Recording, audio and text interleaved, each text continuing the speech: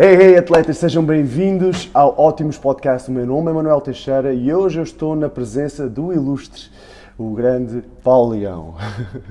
O Paulo Leão é uma pessoa, um empresário, diria, meu mentor também, numa das componentes que nós falamos, para também explicar aqui rapidamente ao Paulo que o Ótimos Podcast dele surgiu na necessidade de falar sobre aqui os pilares da vida, como tu disseste há bocado ali, nós também vamos estar a gravar para o TikTok, mas falámos e muito bem, portanto, também poderão assistir depois a esta live, em princípio, no YouTube? Em princípio no YouTube, no canal do Paulo, seja via YouTube, do PT Manuel Teixeira, seja via Spotify, seja via YouTube de Paulo Leão, esta live vai estar disponível. Sem edições. Sem edições. Sem edições. E então, só para explicar rapidamente, aqui a parte do podcast nós falamos sobre os pilares da vida. Eu defini esta coisa de um humano ser optimizado, significa que tem de ser optimizado em pelo menos 5 pilares. Diria que é a parte física, a parte alimentar, a parte emocional, a componente espiritual e a componente financeira. E é na componente financeira que hoje que eu pedi ao Paulo encarecidamente e que ele generosamente predisposto a estar aqui a partilhar conversa comigo. Por isso, vamos estar a falar sobre um pilar da saúde financeira. O Paulo, na minha opinião, é uma pessoa eu diria que é um dos meus mentores. Já o conheço há bastante anos, eu fui foi o primeiro, né? Neste caso, estava a dizer, primeiro instrutor de CrossFit dele, e rapidamente a gente criamos ali alguma empatia, começámos a falar e rapidamente percebemos que temos várias outras temáticas, nomeadamente no mundo dos negócios, no mundo da saúde financeira, que nós temos em comuns e que gostamos. E muitas coisas que nós falámos, na minha opinião, o Paulo é uma pessoa com um enorme sucesso e com uma opinião muito importante e que poderá passar imenso valor a todas as pessoas que estão aí desse lado e que estão a assistir.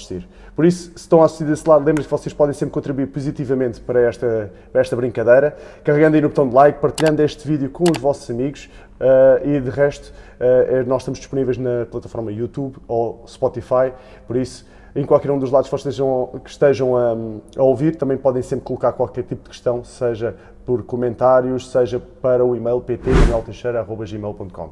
De resto, muito obrigado, Paulo, mais uma vez por estares aqui e despenderes aqui este bocadinho de tempo. A verdade é mesmo isto. Não sei se a gente estamos a investir tempo, se estamos a consumir tempo. Não, estamos a passar por ele.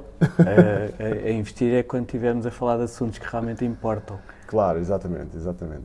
Mas de facto, o facto de a gente não estarmos, nenhum de nós está a receber nada por estar aqui, a verdade é esta, né? Portanto é importante também passarmos a mensagem para todas as pessoas que estão lá em casa. Digamos que é um investimento na sociedade. Nem mais. Estamos a passar aqui valor para a sociedade, é um investimento social. Yeah. Desde que não ofenda ninguém, né?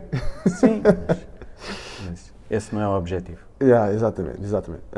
Então, Paulo, eu costumo começar com esta coisa dos podcasts exatamente pelo início.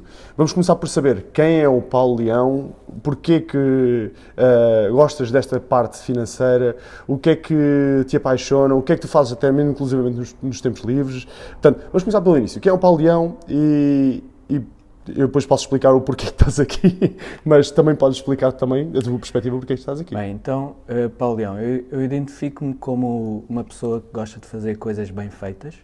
Tudo o que eu me dedico são áreas que eu gosto e algumas que eu tenho mais prazer em fazer é optimizar coisas tanto a nível desportivo, como a nível social, como a nível profissional.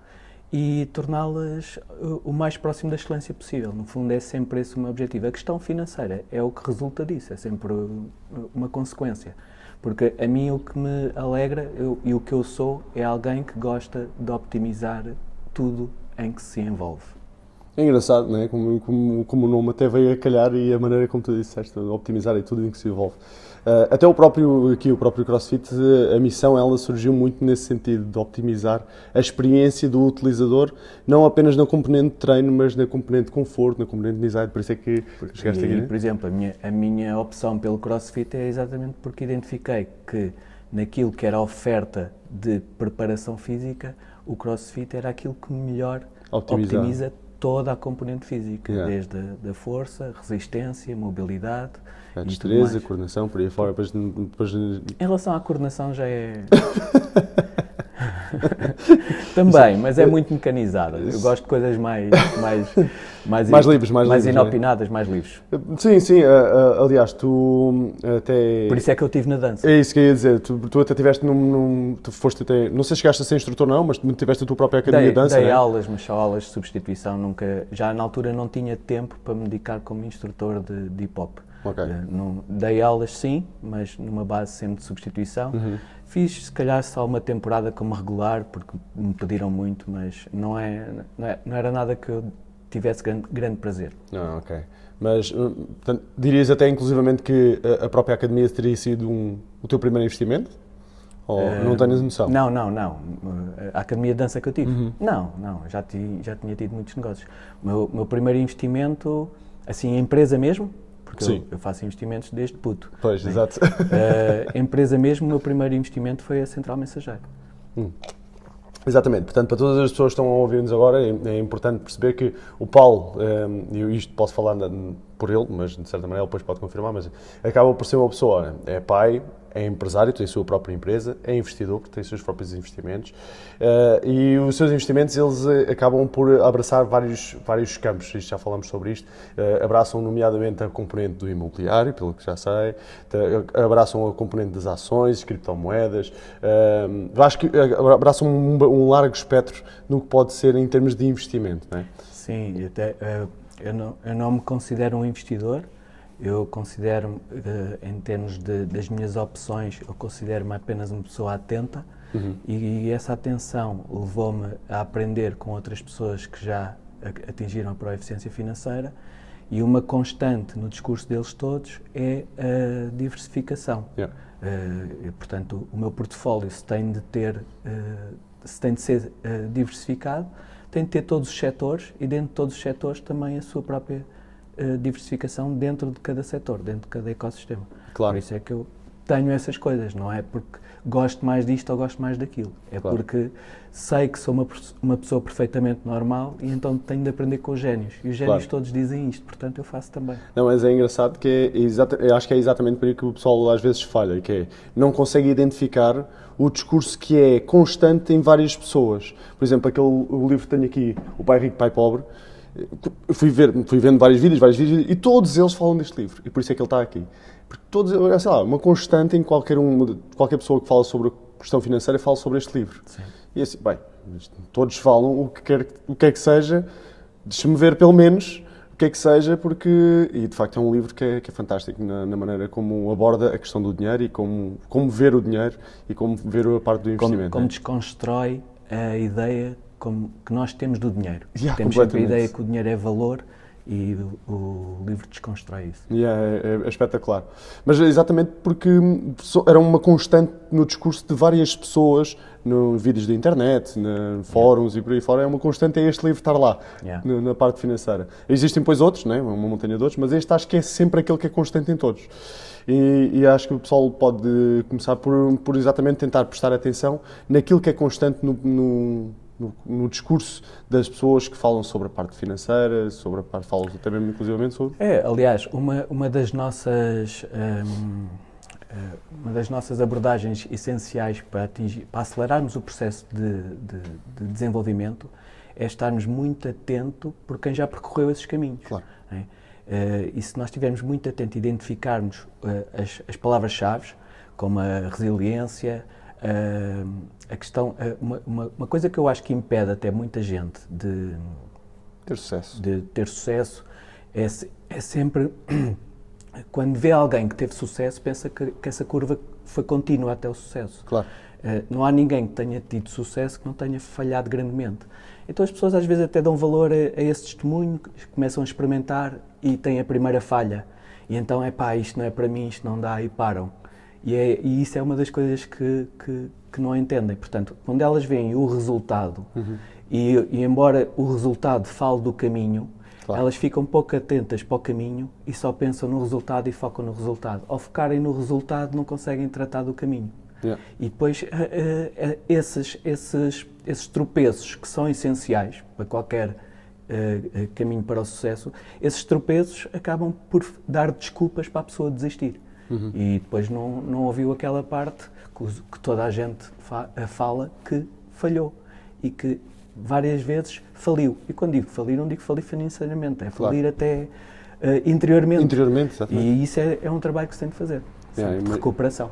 E é engraçado que eu comecei a envolver muito esta questão na parte dos investimentos.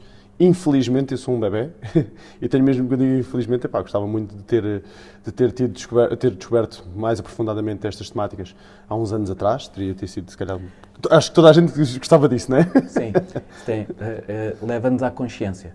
Nós só quando temos consciência das coisas é que podemos trabalhar nelas, não é? Claramente. E quando tu ficaste alertado para isso, ganhaste consciência dessa necessidade e começaste a estudar. Exatamente. Mas comecei a ver uma correlação enorme no que se trata, o que a gente fazemos no treino, com a componente vida financeira. Portanto, as dificuldades, às vezes, as dificuldades que nós passamos nos treinos, os resultados que nós temos, aquilo que estavas a dizer, o resultado que a gente olhamos para o Instagram e vemos aquele rapaz já todo musculado, ou aquela rapariga já bem toda fit e tudo mais, aquilo é o resultado, aquilo não é o resultado, aquilo é exatamente, desculpa, aquilo é o resultado, mas aquilo não explica o caminho, não é? É o que a pessoa percorreu. E então, existe uma relação tão próxima nesta questão financeira do que a gente passamos no treino, e eu sinto que até, inclusivamente, o treino ajuda-me a manter disciplinado para a componente financeira. Sim. E vice-versa, não é? Sim, sem dúvida. Porque para desenvolvimento financeiro vais precisar de treino, certo, no fundo, testar coisas, certo, experimentar, ver se resulta, se não resulta, disciplina, porque se tu experimentares uma coisa, tens sucesso, pegas no dinheiro que esse sucesso te garantiu e vais gastar em merda, voltas à estaca zero, não é? Claro. Tens de ir testando aquilo e depois, e se pensas que aquilo vai funcionar sempre, as coisas nem sempre funcionam igual. Portanto, identificas uma coisa que tens sucesso, ganhas dinheiro, gastas o dinheiro em merda e depois aquilo deixa de ser verdade, a sociedade ou o serviço ou o produto deixa de ser válido, ou a concorrência garantiu algo melhor. Aquilo já não é tão bom e tu não criaste uma plataforma financeira que te permita investir noutra coisa diversa, que te dê uma fonte de receita diferente que aquela, para não estar só dependente daquela, ou mesmo até à conta dessa vida alternativa, claro, desviou-te do foco e não ficaste atento e por isso é que foste surpreendido e não percebeste a dinâmica que aquilo mudou, claro, e por isso não te conseguiste adaptar e faliste. Claro. Percebes? Portanto, a disciplina é importantíssima. Depois também, outra coisa, é a resiliência. Claro. Tu há alturas em que não te apetece treinar e tens de treinar. Portanto, há alturas que não te apetece trabalhar e tens de trabalhar.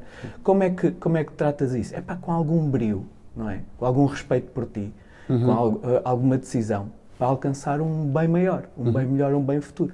E é isso que o pessoal... E por vezes acontece, quem treina, acontece o pessoal magoar-se aqui e ali, e na parte financeira também temos que aceitar isso. De vez em quando temos de dar uns tombos. Sim, faz parte. Faz parte, não é? E a questão é que é muito mais, assim como uma lesão, não é? Sim. Que te impede de treinar, claro, um problema financeiro grande na vida de uma pessoa também pode impedi-la de investir, até nela própria. Claro. No fundo, o que é que nós temos? É saber que, para já, não podemos ter aquela percepção tipo mimada. O que é que isto está a acontecer a mim? Não, temos de perceber que há muita gente no mundo, o tempo continua a correr e se nós já estivermos numa condição de começo e agora somos surpreendidos outra vez, por alguma razão, numa situação de inércia e que temos de esperar outra vez pelo estado de começo, é respeitar isso. É respeitar o processo, aproveitar para fazer, para acrescentar alguma coisa a nós nisso. Portanto, se não podemos treinar, porque não estudar um bocadinho sobre o movimento, ou sobre a sua lesão, claro, ou como é que pode, ou mesmo sobre a alimentação e fazer, ou os movimentos que pode fazer, e o mesmo na área financeira. Portanto, imagina como muita gente passou na questão da crise financeira, sim, entre 2008 e 2012. Houve muita gente que mudou completamente, pensava que tinha já as suas profissões e as suas coisas garantidas e de repente aquilo tiraram do tapete. E a culpa é delas? Não, porque sabemos que foi uma coisa claro, diferente, não é? Claro. Não vamos agora falar disso. Mas a culpa não é delas, mas a responsabilidade é, porque nas alturas em que esteve bem, não se preparou. E é isso que nós temos de estar alertas, é que o bem não é sempre. Não é bem para sempre. Eu mesmo agora, não sei se amanhã vou estar bem. Certo. Agora tenho preparado um portfólio diferente, umas abordagens diferentes e diversas, tem de ser tudo ao mesmo tempo a acontecer para eu não estar bem. E mesmo assim pode acontecer tudo ao mesmo tempo. Plano B, plano C, plano D, Plano A, B, C, D. Eu acho que já vou no E. Mas é isso, nós temos de estar sempre disponíveis para toda e qualquer mudança. Yeah. E não castigar-nos a nós próprios e nem nos fecharmos. Né? Temos de reconhecer que nós não somos únicos, todos estamos num barco e temos de tratar de nós e com os outros. Claro, como é óbvio. Exatamente. Isto a gente já aprofundámos aqui bastante, mas no entanto queria também só dar aqui um passinho atrás e iniciarmos aqui com uma pergunta muito, se calhar também direcionada para as pessoas que estão lá em casa e tudo mais. Se calhar já te fizeram esta pergunta milhares de vezes, mas se tivesses que aconselhar alguém hoje por onde começar a investir, onde é que ela devia começar? Tem de começar nela própria, como é óbvio. Primeiro passo será uma introspeção muito grande. Sabermos exatamente como é que nós somos, quais são os nossos medos, quais são as nossas experiências, quais são as nossas influências e tentarmos apelar ao máximo à nossa consciência, portanto, à nossa, de facto, conhecermos exatamente como é que nós somos. Se nós somos disciplinados, quanto baste, se somos sábios, quanto baste, se não temos de procurar essa sabedoria, se nós não formos disciplinados, temos de trabalhar, há coisas que se faz no dia-a-dia para desenvolver e trabalhar a nossa disciplina. Claro. E depois temos de nos conhecer. Se nós primeiro, e é aí que 99% das pessoas falham, não se vai conhecer a si primeiro, vai saber o que há. E não percebe que esta relação não tem como quebrar. Esta relação é contínua. Certo. Aquilo que é o nosso medo, aquilo que é a nossa ansiedade, aquilo que é a nossa depressão, influencia tudo o que são as nossas opções. Se nós não nos conhecermos bem e não procurarmos bem essa correlação, e depois a correlação com a sociedade, que é uma coisa que eu alerto sempre, é importantíssimo nós estarmos sempre conectados com a sociedade, com as pessoas. Conhecemos as pessoas. Como é que as pessoas pensam, como é que as pessoas consomem, qual a opinião delas da vida. Se nós tivermos isto das diferentes, se nós tivermos o autoconhecimento e o conhecimento que nos é passado por todos, nós ficamos fortíssimos. Yeah. Não, e repara que isso acaba por assentar muito naquele do tal pilar que eu estava a falar, do pilar emocional. E o pilar emocional começa por nós próprios. Eu brevemente vou ter aqui também uma pessoa que vou estar a falar, que é a Ana Ganhão, que é uma pessoa que trata exatamente dessa temática. Vai ser um pilar assim meio estranho de abordar, que é o pilar da espiritualidade, mas acho que tudo começa por aí, que é... reparem que o primeiro investimento que foi, e o conselho foi dado em termos de investimento, requer zero de dinheiro. Yeah. Requer zero de dinheiro. Zero de dinheiro mesmo. Trata-se exatamente de a pessoa perceber claramente quem é que ela é, quais os seus receios, quais as suas mais-valias também, não é? Repara, se nós estamos a trabalhar a nossa pró-eficiência, claro, neste caso financeira, o ponto de partida somos nós. É o pró. Então temos de nos conhecer muito bem qual é o ponto de partida que nós temos. Não, e acho que... E esse é de facto o ponto de partida. Deixa-me só fazer aqui uma pequena pausa, não sei, vamos em 22 minutos. Eu prefiro não estar a arriscar daquela coisa de estar a parar e depois é bem tramado de voltar novamente. Por isso, também vocês que estão aí por esse lado, lembrem-se sempre, vocês podem sempre contribuir positivamente para esta conversa. Basta só carregarem no botão de like e partilhar este vídeo com os vossos amigos, seja via Facebook, Instagrams e afins. Eu tenho na minha presença o Paulo Leão, é um dos meus convidados. Hoje falamos sobre o pilar da saúde financeira e acho que isto, na verdade, a gente vamos tentar manter esta conversa meio ligeira, se bem que é um pilar bastante pesado, não é? Mas a todas as pessoas que estão aí desse lado, muito obrigado também. Eu vou fazer aqui uma pequena pausa só para reiniciar aqui as máquinas e tudo mais, problemas de logística.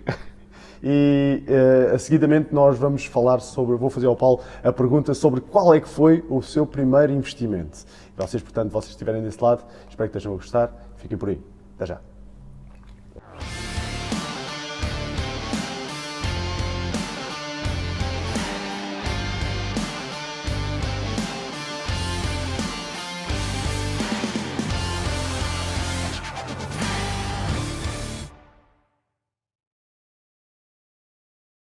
Sejam bem-vindos de volta novamente ao podcast Ótimos, no qual nós falamos sobre a optimização da performance humana. Assentamos fundamentalmente em 5 pilares. Falamos hoje na saúde financeira, no pilar da saúde financeira, um pilar pesadíssimo, e para isso precisei também da presença de um convidado de peso também, né? O Paulo Leão, pai, empresário, investidor, se bem que ele disse que não se considera um investidor, mas uma pessoa atenta. Vamos chamar pai, empresário, uma pessoa atenta. Está hoje na minha presença e falamos sobre a componente dos investimentos, saúde financeira, e todos que estão desse lado, muito obrigado por vocês estarem desse lado. Lembrem-se que vocês podem contribuir positivamente para este tipo de conteúdo que possa ajudar outras pessoas a partilhar este conhecimento que nós estamos a passar aqui.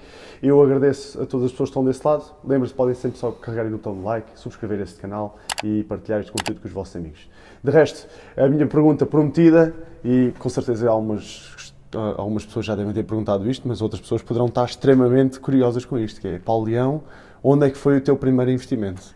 Bem, o meu primeiro investimento que eu me recordo, eu acho que foi a fazer pulseiras com fios de eletricidade. Sim. Acho que foi esse. Portanto, foi uma coisa que se tornou tempo em dinheiro, certo? Sim, quando eu era puto, percebi que os putos gostavam bué de usar umas pulseiras feitas com uns fios condutores muito, muito fininhos. Sim, sim. Pá, eu tinha a sorte de ter perto de mim tipo um armazém não sei se era EDP na altura, ou Eletricidade de Portugal, não sei, desses gajos aí que distribuem energia. Certo. E era um depósito que guardavam lá muito desperdício, e de vez em quando aparecia caixas desse desperdício no lixo. Pá, eu ia lá de manhã, sacava aqueles mais coloridos, claro. Um mantinha como condutor, certo, e o outro enrolava à volta, diferentes cores, no final fazia uma argolazinha, um sistema de ganchos, nele, tudo com o próprio material, né? Uhum. E vendia isso na escola. Foi o primeiro negócio. Foi o teu primeiro Mas negócio. A questão aqui é mais o porquê. Porquê é que eu fazia isso? E eu explico. Porque eu precisava do meu dinheirinho para comprar as minhas coisas, não é? E o meu pai não me dava dinheiro. O meu pai garantia-me tudo o que eu precisava, certo, mas para as futilidades eu não tinha dinheiro. E eu era um consumidor, como outro qualquer, né? Tinha os meus desejos, as minhas vontades. Pá, então fui arranjar assim uma fonte de receita. Acho que foi as pulseiras com fios de eletricidade.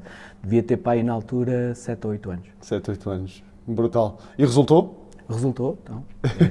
Todos os teus coleguinhas compraram uma pulseira. Porque, repara, eu tinha acesso a uma matéria-prima que eles não tinham. Claro. Quer dizer, o pessoal da minha rua e da Praceta de Baixo, não sei o que tinha. Qualquer pessoa podia chegar ali e agarrar naquela caixa e pronto. E pronto, estava no lixo. Mas não sei porque é que não fizeram. Mas eu fazia e depois toda a gente comprava a mim.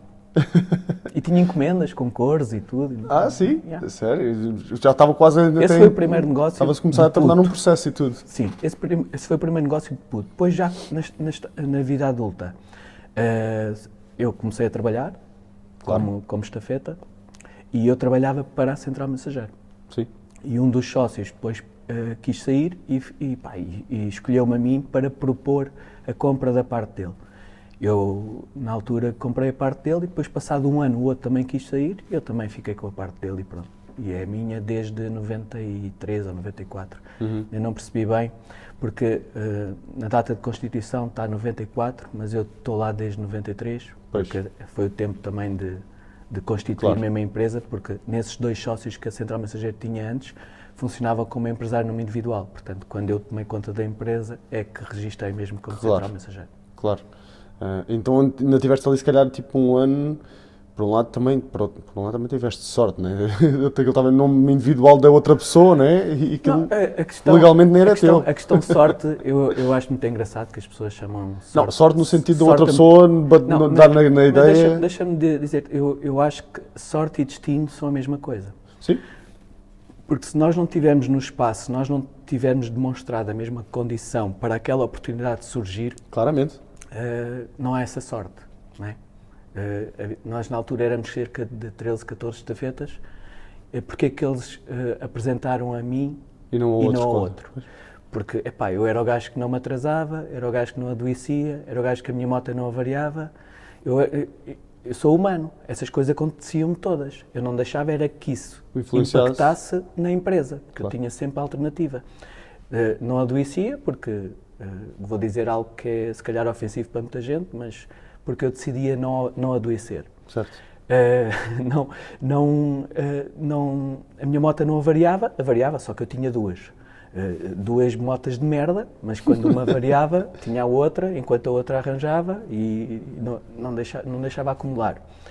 E pontualidade, isso já tem a ver com a disciplina própria, né? De Claro, acordar exatamente. cedo e descansar e tudo mais. Portanto, Exatamente. como era aquele que tinha essas 3 soft skills, né? A oportunidade foi-me apresentada a mim. É. Não, mas eu costumo até dizer que, na verdade, a gente, se pudéssemos representar isto graficamente, sorte é o cruzamento de duas linhas, entre uma que é o decorrer do tempo e a outra é o aparecimento de uma oportunidade. Sim. Aquilo é assim. E acho que acontece isto a todas as pessoas, que é... Todas as pessoas têm oportunidades, umas mais, outras menos, mas isso tem a ver com a forma como se disponibilizam. Claro. Nos E há umas agarram e há outras que uma oportunidade parece que não é nada. E há umas que não veem. Exatamente. Não veem sequer a oportunidade. Yeah. Pensam, negam-se. Ou não veem. Não lhes aparece como oportunidade. Exatamente. Há vários exemplos práticos que eu posso dar. Depois. Sim. Não, se calhar então vamos começar por aí, com vários exemplos práticos. Vamos, por exemplo, eu uma vez vendi a minha moto, que estava toda maltratada. Sim. Quis vender a minha moto, uma LC50 que tinha na altura.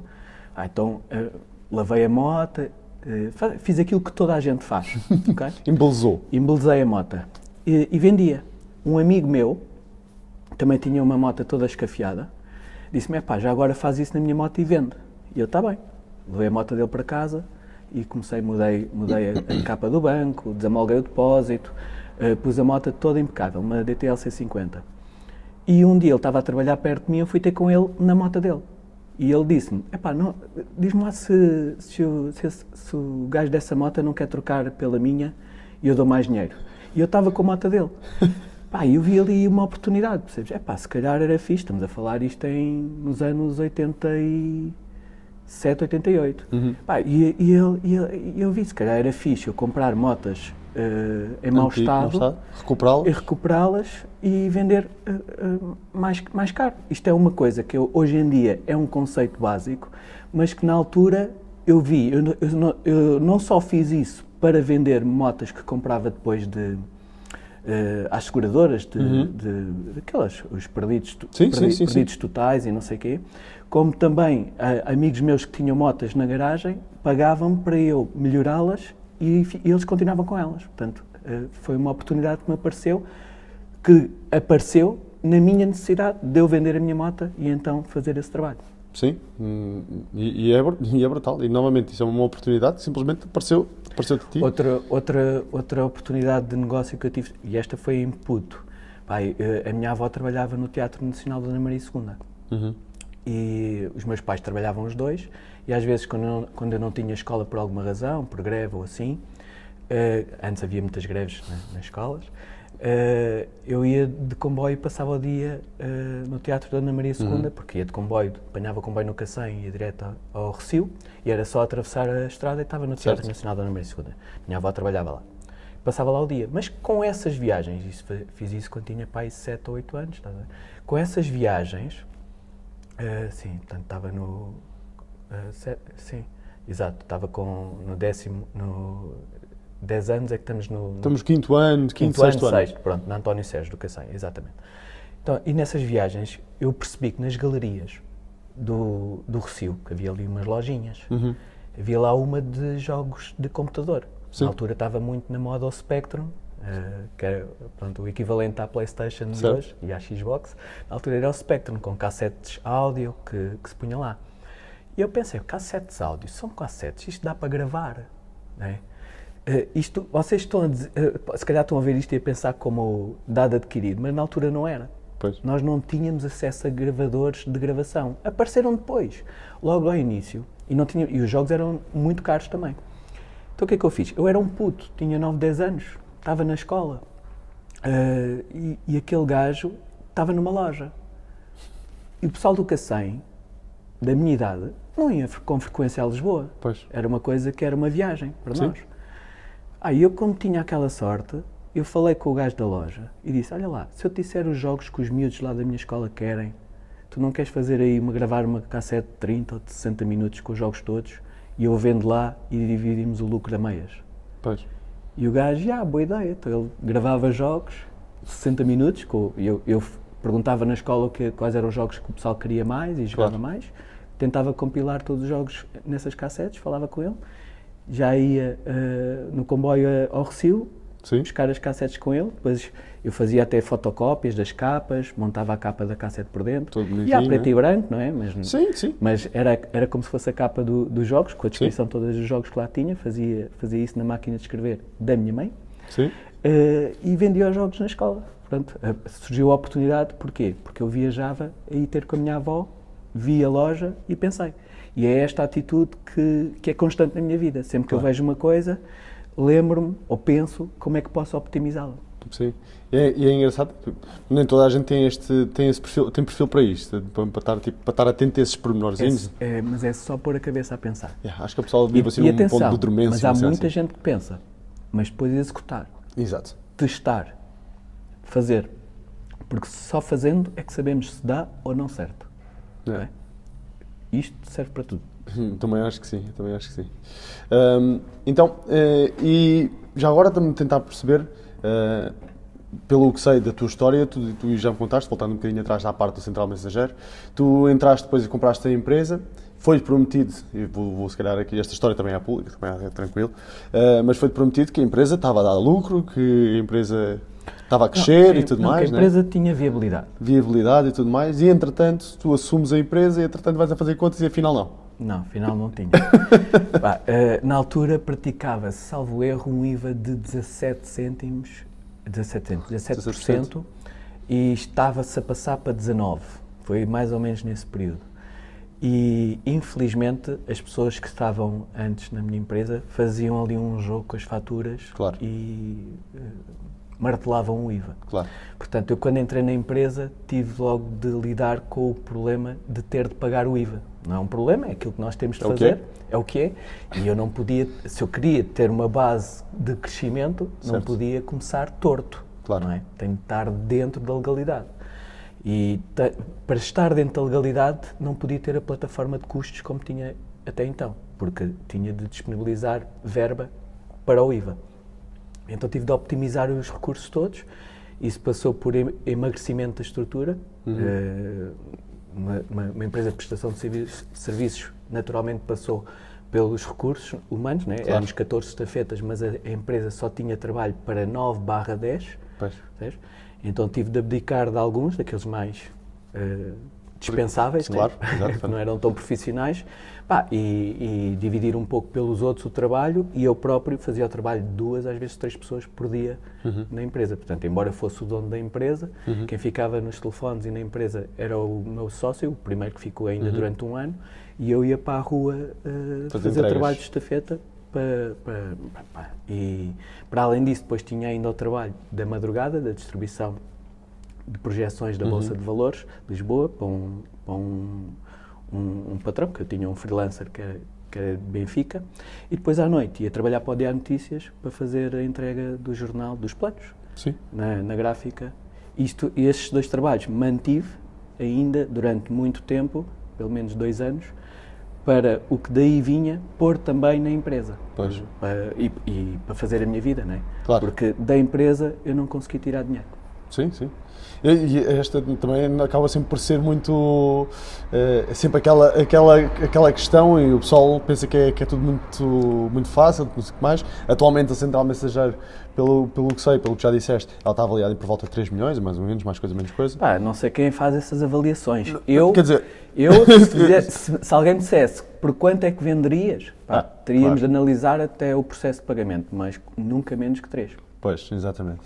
Mas eu estou a falar destes números, foram números que eu, entretanto, ouvi-te dizer. Não estou a dizer que foi alguém que avaliou aquilo naquele sentido. Avaliaram, repara, eu tenho mais ou menos as contas assim. Em 2011, 2012, tive uma proposta de 1 milhão pela empresa.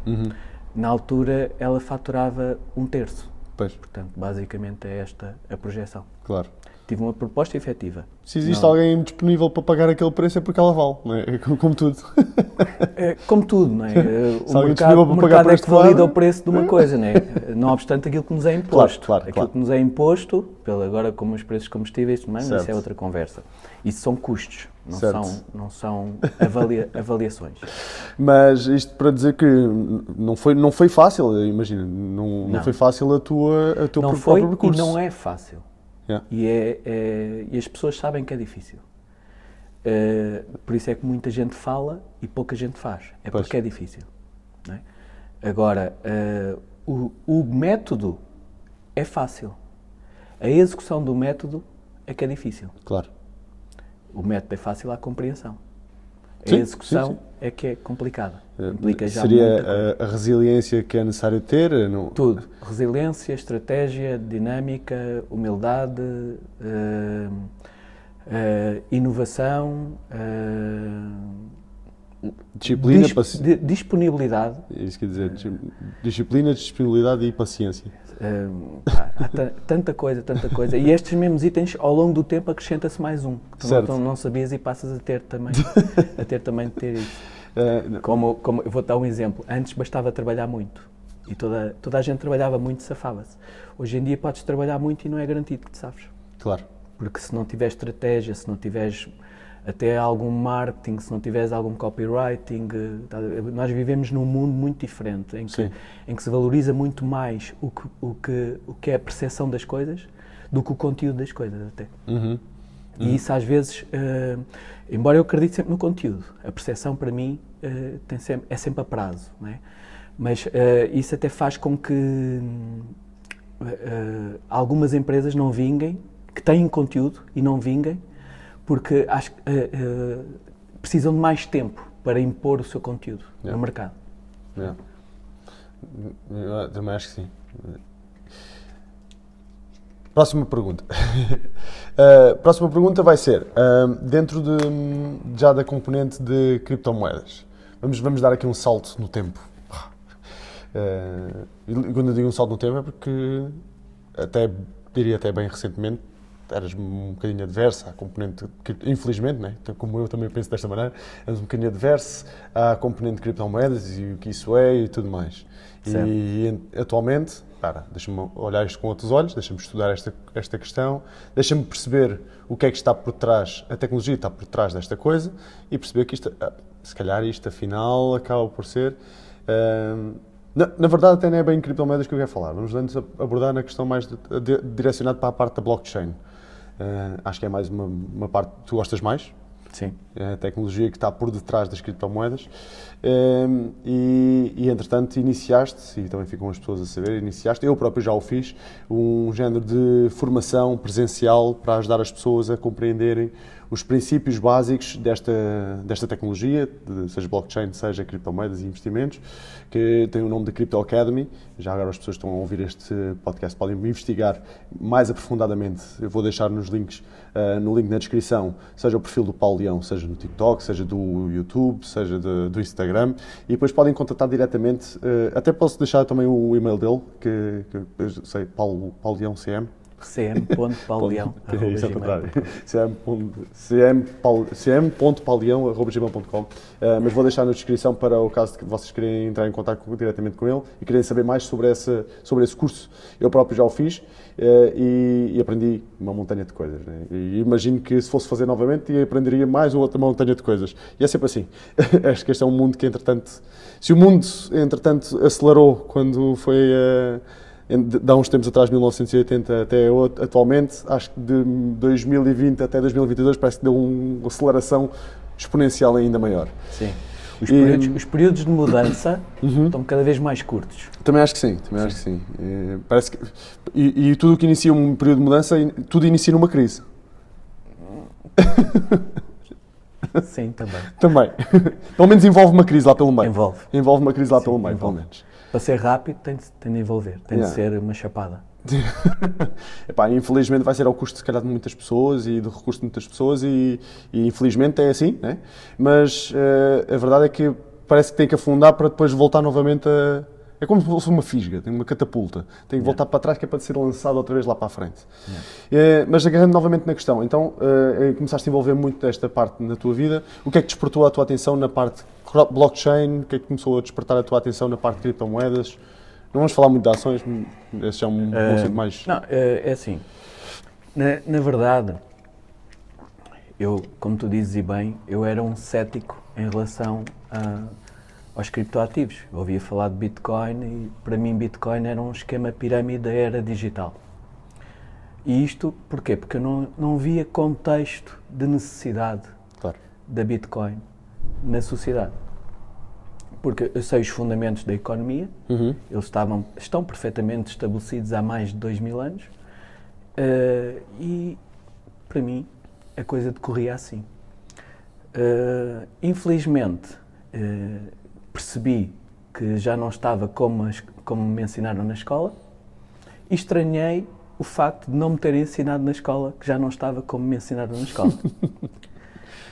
Falo de um facto que toda a gente acha que é um facto pormenor, certo, que é não haver uma correlação de fundo fundicidiário. Não há uma correlação de fundo fundicidiário para a emissão de nota. Certo. E isto é um fundamento. Imaginem... O fundamento foi feito na altura da criação do dinheiro, aquelas regras foram estabelecidas. Vou dar um exemplo do que é a importância de um fundamento. Okay? Os fundamentos são criados por necessidade. Não é por, vamos pôr isto aqui só porque é fixe. Não. A necessidade faz com que o fundamento seja criado. E ele é testado ao longo dos tempos. O haver um fundo fundicidiário foi percebido como necessário quando se passou da alteração da moeda para a nota. Portanto, um título representativo do valor moeda, em ouro. No caso. Claramente. Daí o fundo fundicidiário. Quebrado este fundamento, abre-se um leque de opções novo. Claro. Mais ou menos correto. Mas sem esse mesmo fundamento, está à partida comprometido. Corrompido, exatamente. E muito mais volátil na sua utilização e na sua aplicação. Eu vou-vos dar um exemplo. Imaginem um casamento. Okay? Um casamento tem como fundamento a fidelidade. Fidelidade. Um elemento do casamento tem de ser fiel ao outro. Se porventura eles decidirem, por decreto, olha, a partir de agora eu não sou fiel, não é? Eu não acredito que o casamento... Tem que acabar logo, no momento, não é? Pode não ter que acabar, isso depende de cada um, não é? Certo. Como eles Mas vão podem se analisar. adaptar ou não, não é? Mas se eles, imagina que eles convencionam, ok, então vamos continuar assim. Como é que ele vai viver a partir daí? Pois. Vai viver com um grau de conflito e de interrogação, de dúvida, de instabilidade. Porquê? Porque foi retirado um fundamento. Certo. O mesmo acontece na economia atualmente. Esse fundamento foi retirado em 1971. Depois fizeram várias coisas muito inteligentes, que eu não vou estar aqui a explicar, porque demora muito tempo. Claro, claro. E foi quando eu tomei consciência disso e fui no meu processo de raciocínio, que tu sabes que eu defendo o quê, o como e o porquê, fui tentar perceber o porquê que este fundamento foi retirado. Percebi, e então percebi uma série na minha opinião, uma série de circunstâncias que foram acontecendo ao longo dos tempos que corroboram aquilo que eu entendo que deixou em aberto a quebra deste fundamento. Okay? E foi então, e isto não tem nada a ver com o Bitcoin, sim. Mas foi neste raciocínio que não estava nada relacionado com Bitcoin que eu chego à pertinência do Bitcoin. E para isso saltou-me à vista a altura em que ocorreu. Portanto, não quero aqui falhar com datas, mas os subprimes explodiram em 2008 e o Bitcoin começa a ser escrito em 2008 e publicado em 2009. Portanto, eu acho que o criador ou os criadores disto viram o mesmo que eu, mais cedo, muito mais cedo, daí a genialidade deles, né? Eu só vi agora há 2 anos e pouco para cá, Percebi que havia uma correlação direta. E então fui mais uma vez saber porquê. E entendi. Portanto, a estrutura, a tecnologia blockchain garante os fundamentos base da economia. Não corrompíveis. Pelo menos da Bitcoin. Não é não corrompíveis, mas portanto, quer dizer, o código até agora que se saiba não é corrompível. Sim, claro. A sua utilização já pode ser. Certo, Isso exatamente. são dois temas completamente diferentes. Claro. Portanto, eu estou a falar, blockchain agora, da Bitcoin, nomeadamente. O que garante é aquilo que devia ser, que os Estados, ao emitirem nota, não o pudessem fazer só porque decidiram. Percebes? No caso da Bitcoin, que é atualmente um elemento criptoativo que permite a reserva de valor, é aceito em transações pelas partes, onde é utilizado. Claro que as partes que não o aceitam, não o utilizam, tudo bem. Ele continua a andar. Certo. Mas não há quem decida, imagina um minerador, okay? Que tem uma capacidade de X. Ele não vai decidir com a mesma capacidade de X produzir 2 vezes X. Sim. Ele não consegue. Não dá. Portanto, ele tem de respeitar a dinâmica do tempo, do trabalho, do investimento, da energia. O protocolo foi definido no início, não é? Todos os fundamentos que são essenciais para a emissão de algo que referencie valor. Certo. Okay? E assim tem uma dinâmica progressiva ao qual o mercado corresponde e não se pode só porque sim, vamos emitir mais e que depois, se tivermos mais do que aquilo que o mercado pede, temos que criar condições no mercado para o mercado pedir. Pois, exatamente. E é o que está atualmente a acontecer com a emissão de nota em fiat, em físico. Yeah. E sinto que há algum pessoal ainda... Só agora é que o pessoal começou a acordar com esta coisa porque começou-lhes a pesar no bolso quando olham para o preço dos combustíveis, porque até aqui então o pessoal estava meio adormecido, não é? Epá, por acaso, ao longo da vida vão havendo vários episódios que nos fazem alertar para as coisas, não é? Em relação a isto, eu acho que está mais relacionado, o que eu sinto, pelo menos nos participantes do Crypto Academy, está mais relacionado com as pessoas perceberem que o banco, o depósito, a poupança, não traz rentabilidade. Pelo contrário. Claro. Portanto, alguém que hoje em dia reserve 1000 euros no banco, daqui a um ano vai comprar com esses mesmos 1000 euros o que hoje menos. Compraria com muito menos. Portanto, daqui a um ano com esses 1000 euros vai comprar produtos que hoje custariam apenas 700. Portanto, ela perdeu 300. Claramente. E isso é que é a dificuldade que as pessoas que fazem poupança têm visto e muitos procuram, através do nosso curso, perceber o que é que se está a passar, porque é que as entidades bancárias que prestam um serviço a vários níveis, não é? Claro. Mas também de investimento, como é que eles não têm agora uma plataforma que garanta pelo menos algo abaixo, algo acima, aliás, da inflação. E embora a inflação tenha números que são muito engraçados, números percentuais e oficiais muito engraçados, eu acho que na vida prática, a pouco e pouco as pessoas vão se apercebendo que aqueles números não estão corretos. E é essa dúvida que os vai fazendo pensar e chegar à conclusão que, no fundo, se calhar estamos a ser enganados. Eu concordo plenamente contigo nesse sentido. E é engraçado que os meus primeiros investimentos começaram a surgir na altura que eu abri esta coisa. Na altura que eu comecei a perceber, tipo, tudo bem, estou a investir aqui no negócio e tudo mais, mas como é que este negócio depois, o que ele irá gerar, para onde é que ele irá parar, não é? E foi por isso que eu estou a dizer que este já não é o meu primeiro negócio que eu tive e por isso é que eu disse há bocado que gostava de ter sabido o que eu sei atualmente, há uns anos atrás. Mas de facto... Mas foi essencial. Sim. Para a tua aprendizagem. Claramente. Porque abriu-te a mente e o espaço para tu perceberes, eu tive outra coisa que não correu bem, o que é que me falhou? Onde é que eu falhei? O que é que eu preciso saber mais? E foste à procura. Sim. E não cometeste os mesmos erros, pois não? Em princípio, não. Poderei ter cometido uma montanha de outros. Há outros.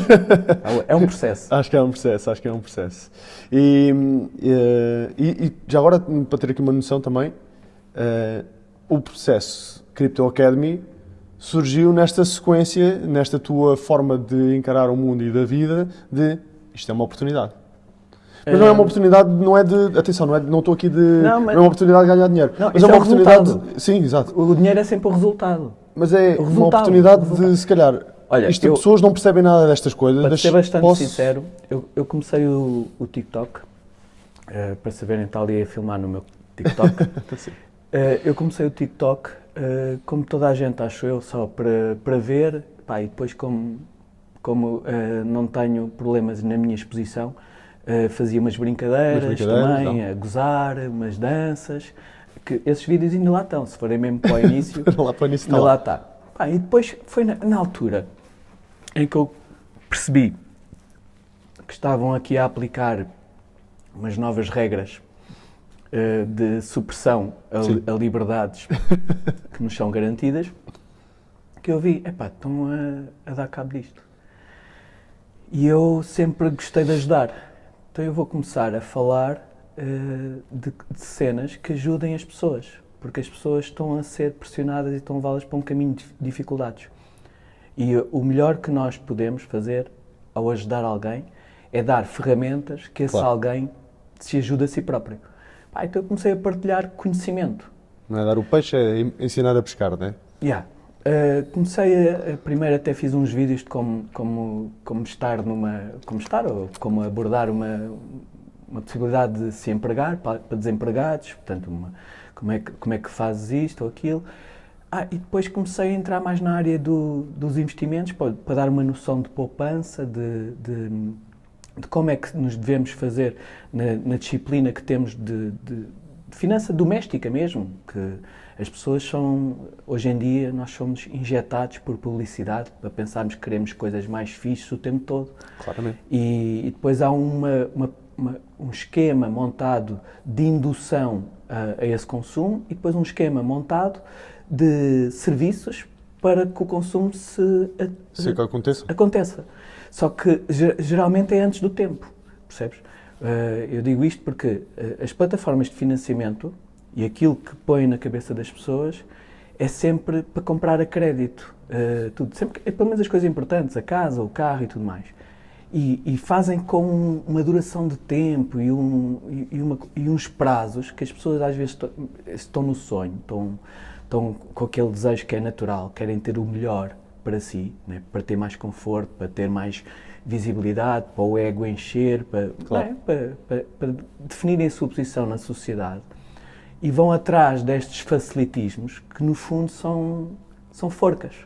Que depois, com as mudanças que há naturalmente na vida de cada um, se alguns estão muito perto do limite, atingem o limite em menos nada e pronto, e ficam pelo caminho. E isso é feito de propósito, porque o ficar pelo caminho vai depois criar mais dependência para novos produtos financeiros, vai deixar imóveis para a banca, são coisas que são feitas até propositadas. Mas, então eu fui dando uma noção de como pensar o mundo, como ver o mundo, mindset, para que as pessoas consigam pensar por elas próprias e ter uma perspectiva diferente e, no fundo, também demonstrar aquilo que foi o meu percurso. Sim. E aonde levou, para se alguém quiser testar e percorrer esse caminho, está ali pelo menos mais uma opinião, mais um indicativo do que é que foi. E fomos a ver bem, tu não estás a dizer a ninguém, nem nunca dizes a ninguém para fazer exatamente o mesmo percurso. Este é o meu percurso e muitas vezes, que és mal interpretado, na minha opinião, nas redes sociais. Serão outros 500, não é? Mas muitas vezes és mal interpretado nesse sentido e eu felizmente tive a sorte de conhecer antes de TikToks e antes de Instagrams, inclusivamente, e antes dessa coisa toda. E muitas vezes já me disseram, quando eu fui lá ao Crypto Academy, o quê? Foste fazer não sei o que mais, essa pessoa, essa não sei o que mais. Eu disse, vocês estão a falar de pessoas, vocês estão a falar de coisas que vocês não sabem, não conhecem a pessoa. Então é normal que... sei lá, é normal que também as tuas vivências também levaram... O ponto que tu és atualmente são feitas pelas tuas vivências, né? Tiveste que ser, de alguma maneira, criar o teu ser para subsistires aos teus obstáculos que foram apresentados ao longo da tua vida, de certeza. Isto me ia levar a qualquer lado, mas não me lembro bem. Eu ia dizer o quê?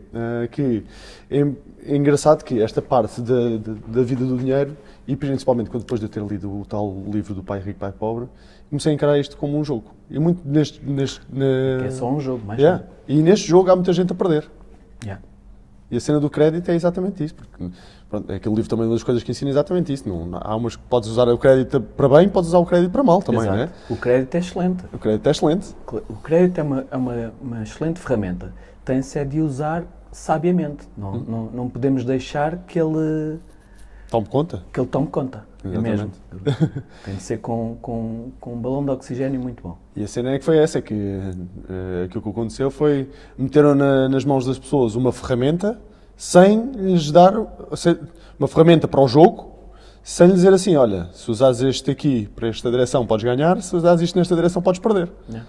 E há pelo menos aquelas necessidades que nós temos essenciais para a nossa vida, como casa e um meio de locomoção, um carro, se for o caso, porque a maior parte das pessoas não mora em Lisboa, e não morando em Lisboa, claro que em Lisboa ou na Grande Lisboa temos acesso a uma série de plataformas hoje em dia que não é vital ter carro. Já sei de muita gente que vive normal, mantendo a sua despesa abaixo do que é a despesa de um carro e vai para todo lado. Portanto, isso é porreiro. Mas Portugal não se resume a Lisboa e Porto, não é?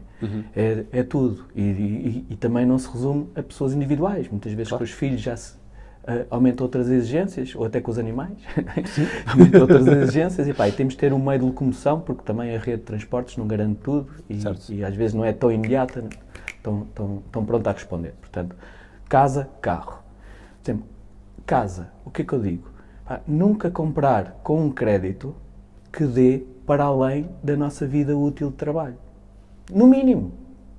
Portanto, as pessoas às vezes dizem, eu vou comprar esta casa, ou compro esta casa que não é tão boa e pago em 20 anos, ou compro aquela casa que é muito boa e pago em 45 anos.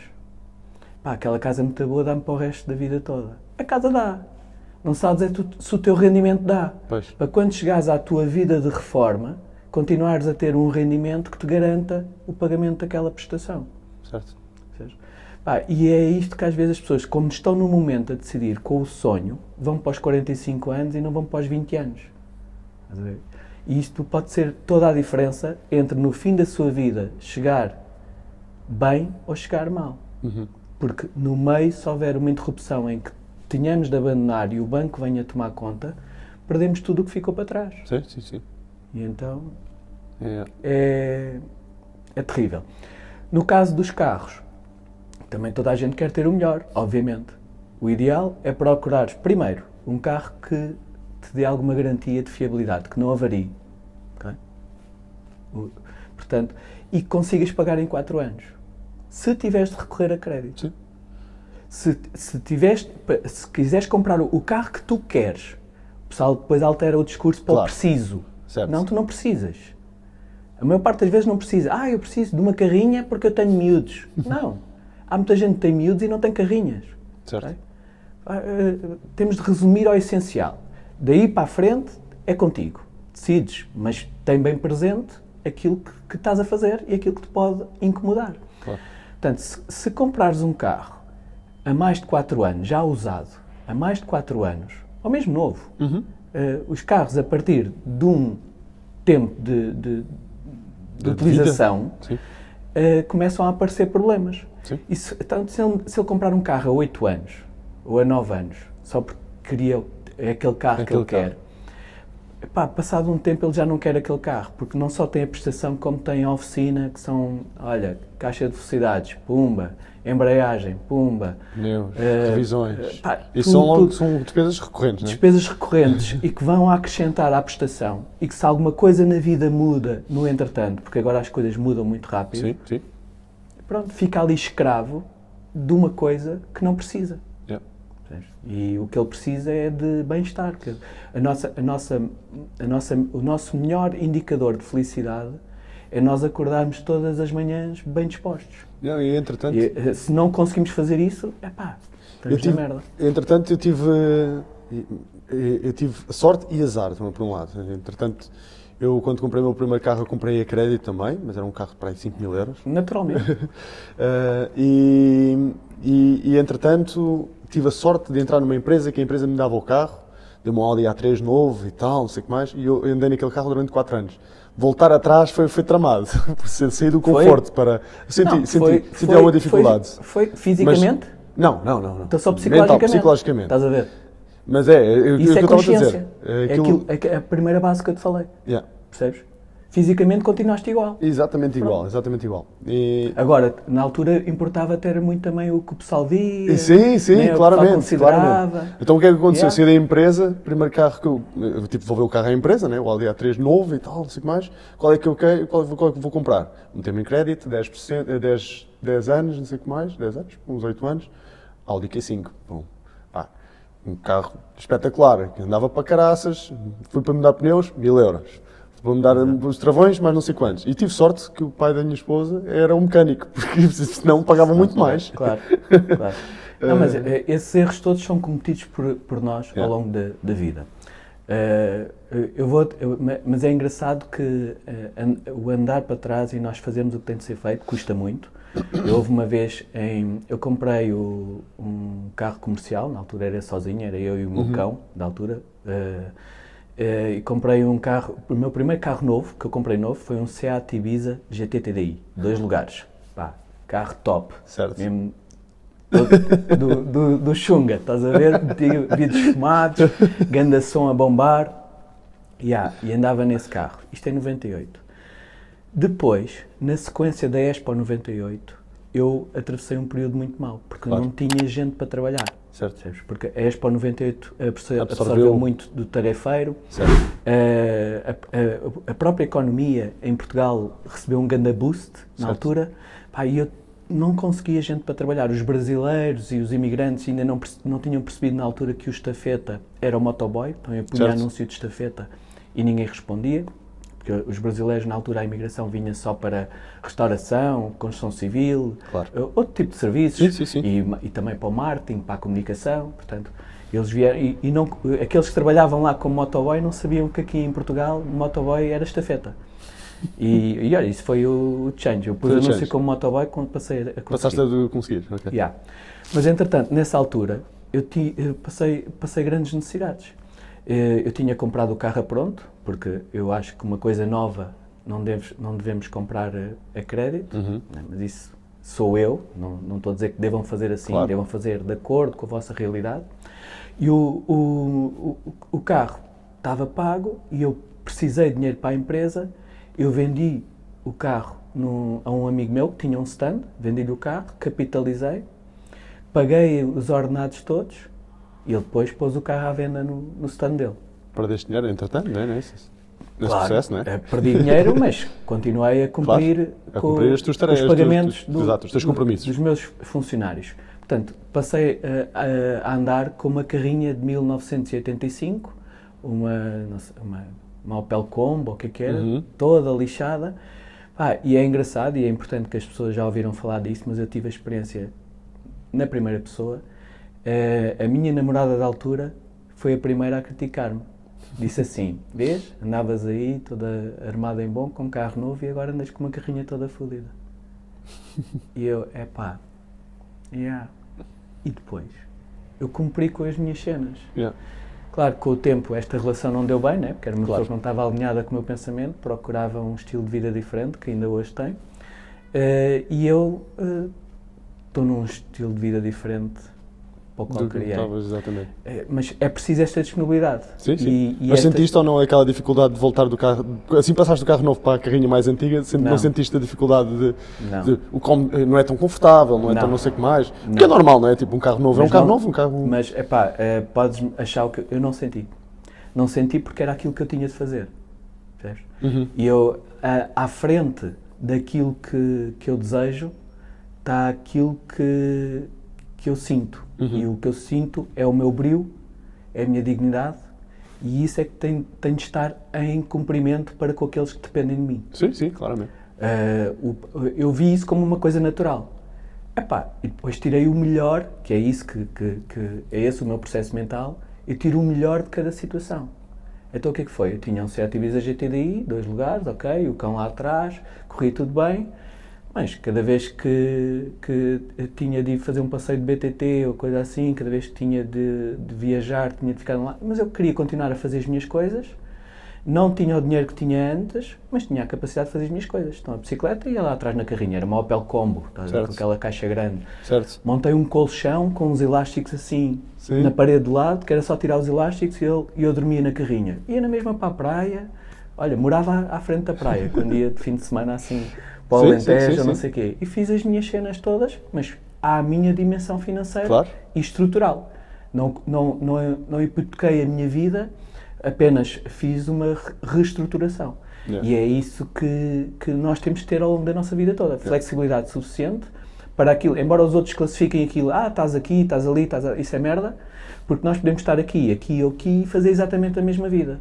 Ir à praia na mesma, ir ao teatro na mesma. Claro que não vais ao teatro que custa 15 euros, vais àquele teatro de colaboração, de associação, mas há sempre atividades para fazer que te conferem o estilo de vida que tu escolheste para ti, ou mais ou menos onerosas. E tem de ser a tua opção, de acordo com o patamar em que tu estás. Nós estávamos aqui a falar, entretanto aqui a câmara, o cartão ficou cheio, mas só para reformular aqui apenas uma última ideia, nós estávamos a falar sobre a componente financeira do casal, inclusivamente, e estavas a dizer que o quanto a pessoa que está ao teu lado, se participar na tua vida financeira, pode ser compreensiva. E tu disseste assim, malta, então o pessoal que tem em casa, a dica para vocês é... No fundo, é que a vida financeira, mesmo que seja o provedor, não interessa se é ele, se é ela, ou se é ele e ele, ou se é ela e ela, não estamos aqui com estas questões, mesmo que o provedor esteja com o papel perfeitamente identificado, nunca excluir o outro da vida financeira. Portanto, o outro é peça fundamental, faz parte da vida financeira. Aliás, eu tenho visto no Crypto Academy muita gente a ir em casal e faz todo o sentido mesmo. Já houve até quem fosse ao Crypto Academy e depois volta a ir com a esposa para alinhar. O casal tem de estar alinhado na vida financeira. Se o casal não estiver alinhado na vida financeira, não se chega para a eficiência. Eu também acho que acho que é extremamente importante. Por acaso, a minha esposa não é muito, na verdade a Linda, ela não é assim muito, é muito adversa a esta ainda, como eu fui adverso, como tu foste reticente no início a questões de criptomoedas e afins, ainda é, acho que tem de ser um processo também, tem de ser trabalhado mentalmente. Tem de compreender também. Sim. Ela, tanto quanto eu sei, ela é militar, não é? Sim. É muito difícil para quem toda a vida é educado a seguir regras, e todas as regras acabam por perder alguma flexibilidade para receber coisas novas. Tem de vir pelo mesmo canal, porque é uma pessoa que validou aquele canal. Certo, exatamente. E aquilo está validado, aquilo resulta por quem mudar. E isso acaba por ser muito pode ser muito adverso à mudança, de facto. Mas acho que acaba por ser um processo. A gente já falamos, no início era mais reticente, agora já é menos, e acho que vai ser um processo. Há quem demore mais tempo, há quem demore menos. A questão, e aquilo que eu acredito, é que esta nova forma de abordar a economia vai ser comum a toda a população. Claro. Portanto, toda a população vai ter pelo menos uma noção de como é que funciona. Eu também acho que sim. E rapidamente. Porque tudo é rápido hoje em dia. Acho que agora tudo é rápido. Tudo virou para o online e a implementação agora da Web 3.0. Acho que só vai exponenciar ainda mais a velocidade de implementação de certos processos. Sim, a imposição é rápida, a mecanização vai ser lenta, porque são coisas complicadas, são coisas que requerem não só aprendizagem como também estrutura. E isso vai ser mais lento, mas... Eu também não queria estar a esticar aqui muito, não sei com que horas é que são, por acaso o meu relógio, o teu vi que eu estou meio partido, o meu está... Vais dar aula daqui a bocado? Não, às 11h45 tem mais tem uma aula, Ok. mas pronto. Não, também sem stress. Eu também não quero estar aqui. Como eu disse, acho que isto é uma temática que a gente podíamos estar aqui horas e horas e horas e acho que tínhamos sempre Sim. pano para mangas. Mas também não quero estar a reter muito mais tempo e acho que a conversa já vai 1 hora e qualquer coisa e o pessoal está aí em casa. De certeza que vai tirar desta conversa uma montanha de valor e muitos conceitos que eu acho que devem absorver e procurar o porquê. Né? Yeah. E procurar o porquê. Agora, agarrar nesta informação e fazer a sua própria análise de porquê, quando, o quê, como. O que, como e porquê? O quê, como e porquê. Acho que é a dica para toda a gente. De resto, a malta está aí em casa. Se viram que isto aqui de repente teve ali um corte assim meio estranho, não se preocupem, foi simplesmente o cartão ficou cheio. Acontece. Mais uma dica. Acho que vamos no 9º episódio e acho que todos os episódios têm sempre qualquer coisa que corre mal. Já sabes, para ir na segunda paragem, mudas também o cartão. Exatamente, faço duas. Faço uma paragem, mudo o cartão e assim garantidamente não há mal. Ou então chega ali e compro um cartão daqueles que tem um tera, uma coisa assim. Yeah. E assim já não falha nada. Mas quanto a vocês desse lado, portanto, nós estamos aqui juntos, na mesma. Muito obrigado por vocês estarem desse lado. Lembro que vocês podem ajudar, tanto aqui nesta filmagem como nessa filmagem que vocês estão a ver aí do TikTok. Vocês podem apertar aí o botão de like também e podem sempre partilhar este tipo de conteúdo com os vossos amigos. Este conteúdo ele vai estar disponível no YouTube via PT Manuel Teixeira, via Spotify via PT Manuel Teixeira, YouTube via Paulo Leão, TikTok via Paulo Leão também. Portanto, o pessoal que está aí desse lado podem contribuir positivamente, simplesmente partilhando isto com os vossos amigos. De resto, da nossa parte, eu agradeço, da nossa parte, o facto de vocês estarem desse lado. Espero que vocês tenham retido valor e tenham ganho valor na conversa e na opinião que a gente partilhamos aqui. Lembrando que isto é apenas a nossa opinião e o pessoal deve agarrar nesta opinião e agora fazer com ela o que quiser e fazer o seu próprio estudo. E de resto, muito obrigado. Encontramos a vocês no próximo episódio no Optimus Podcast. Tá? Em 3, em 2, em 1.